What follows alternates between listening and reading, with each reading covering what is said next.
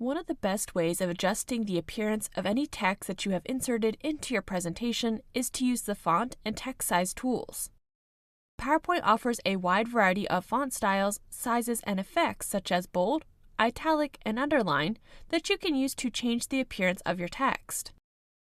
As you can see below, I've already inserted text into my title slide. If I would like to change the appearance of this text, I'll first need to select the text box in which it is contained. Once I select the text box, in order to change the font, style, or size, you'll need to select the text within. To do this, I'm going to go to the end of my phrase or word, hold down the left button on my mouse, and select the text. Once you select your text, you'll see a mini format toolbar that will appear above your text. From here, you can easily change the style of your font. To do this, you can select the drop-down menu found above, and from here you'll be able to browse the different font styles located on Microsoft. Another way you can change your font is by going to the Home tab within your tool ribbon. So if I go up to my Home tab, I'll find the Font tool set. From here you'll also find your font styles located in the top left-hand corner. In order to browse your font styles, you'll need to select the drop-down menu once again, and you'll see a scroll bar on the right-hand side. Once you find a style that you would like to apply, you can select it from the list below. You may notice that some of your font styles have a cloud icon on the right-hand side. This means that you'll need to download the font in order to use it within PowerPoint. I'm going to select a font below, and once the style has been applied, I'll be able to see it reflected within my text on the right-hand side. Now, another way you can change the appearance of your text is by changing the font size. You'll notice that once you select your text, if you go up next to the font styles within your font tool set, that you have a menu indicated by a numerical value. This is your current font size.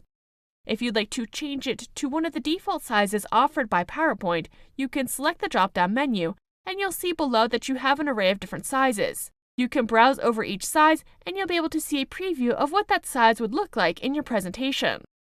If you're looking for a precise size, you can type in your desired size by going up to the menu, choosing Backspace, and typing in the exact value of the size that you would like to apply to your font. Once you've done this, you can select Outside, and you'll be able to see your font size applied. Now you can easily increase or decrease the font size by using the larger A to increase the size. You can also use the keyboard shortcut Control, Shift, and greater than. You can also use the smaller A size to decrease the size, as well as the keyboard shortcut Control, Shift, and less than. If you want to quickly change the size of your text, you can select your text by going to the end of the text phrase, and you'll see within your mini formatting toolbar that you have the option to change your font size, as well as increase or decrease with the icons located in the top right-hand corner. Another way to help your text stand out is to add effects.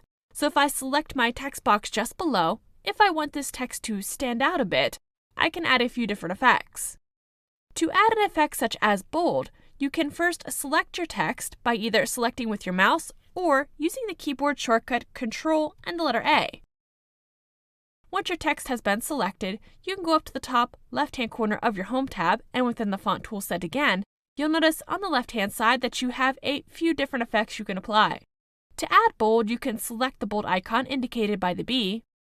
You can also add or remove a text effect by using the keyboard shortcut associated with that effect. Control B will enable you to add or remove the bold effect. So if I select Control and the letter B, I can quickly remove that effect, or I can select Control and the letter B and quickly apply that effect. Now if you want to add additional effects such as italics, you can select the italics icon, and you'll find underline as well. As you hover over each effect, you'll see that you have the corresponding keyboard shortcut just below, such as Control and the letter U for underline. You'll also be able to add additional effects such as a strike through, which is ideal if you're presenting a list and you'd like to mark off certain items from that list. Now if you'd like to access additional formatting options, you can do that as well from the Formatting tab. First, you'll need to select your text box concerned. Once you've selected your text box, you can select your text again by choosing Control and the letter A or selecting manually with your mouse.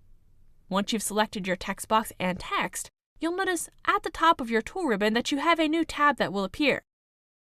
Within your Formatting tab, you'll be able to modify the shape style, as well as add special effects. If I go to the left-hand side, I'll find the Shape Style toolset, and from here I'll find the option Shape Effects. From the Effects menu, you'll see that you can add specific effects to your text to help it stand out. For example, if I want to go down and add a shadow to my text, I can go down the menu and I can browse the different shadows. You may be able to see behind the shadow effects taking place within your text. Once you find a shadow that you would like to apply, you can select it, and then select outside your text box, and you'll be able to see that effect taking place within your text. So now you've seen how to modify your font style, change the size, as well as modify the formatting of your fonts within PowerPoint.